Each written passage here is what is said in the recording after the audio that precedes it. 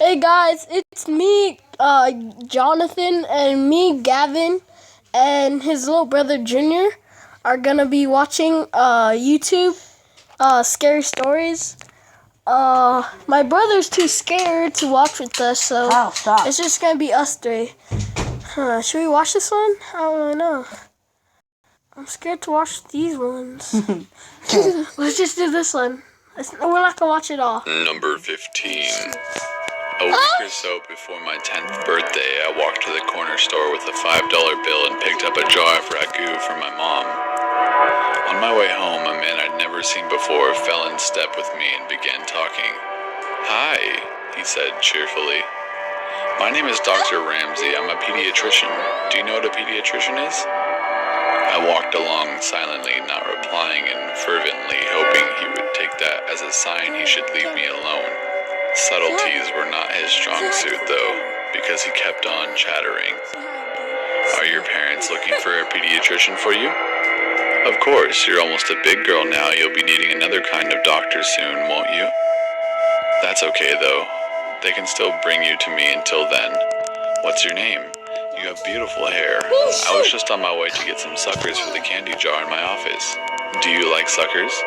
Thankfully, we were nearing my house, so I ran forward up the back steps and through the kitchen door. I didn't know it then, but that was the beginning of a very long, very scary ordeal. It didn't take long after that for Dr. Ramsey to begin showing up. At first, it seemed benign enough, at least to a kid. He would drive by nearly every day, smiling and waving. I told my mom, who said maybe it was on his way home from work. But then, the phone calls began. My dad called me into the living room and sat me down. He asked about the day Dr. Ramsey followed me home, and if I talked to him. He said I wasn't in trouble, but that I needed to tell him the truth. I told him no, and he asked if I was sure. Could I be forgetting something? I told him no again, and he frowned, then asked, "Then how does he know your name?" I didn't know. It turns out that was not all he knew. He knew my sister's name as well. Pretty soon, neither my sister or I were allowed to answer the phone. He called several times a day. At first, neither of us knew what he was saying. Then, one night, one of my brothers told us that he was telling my parents that he was going to hurt me, and later, my sister. Things got complicated after that. My dad had called the police, but as this was before there were any stalking laws, there was not a lot they could do.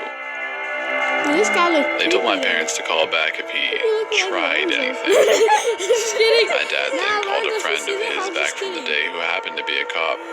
For the next month, my dad's friend escorted me to and from school. Suddenly, life as I knew it came screeching to a halt. I couldn't walk to school alone, I couldn't play outside, I couldn't walk to Super America, sort of like a 7-Eleven for those who don't know. When access to me was completely denied, things escalated. It was around this time he began threatening my sister as well. Then one afternoon, my sister, two of my brothers, my mom and I were in the kitchen.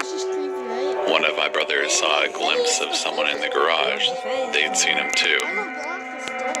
Dr. Ramsey came bolting out of the garage, my brothers chasing after him. They ran all the way to Cherokee Park, where he lost them in the trees. My parents called the police again, but nothing came of it. The only information they had was a description and a name that was almost certainly fake. Weeks later, we woke up to find our dog hanging from the side porch. She was a gorgeous saddleback German Shepherd born the same day I was. We were all devastated. The cops said there was no evidence it was him and ruled it accidental, but none of us believed that. His phone calls became more informative in the meantime. He would talk about who was home and who wasn't. If my brother would say my dad was home, he would tell him who was really in the house. He also would talk about the house itself.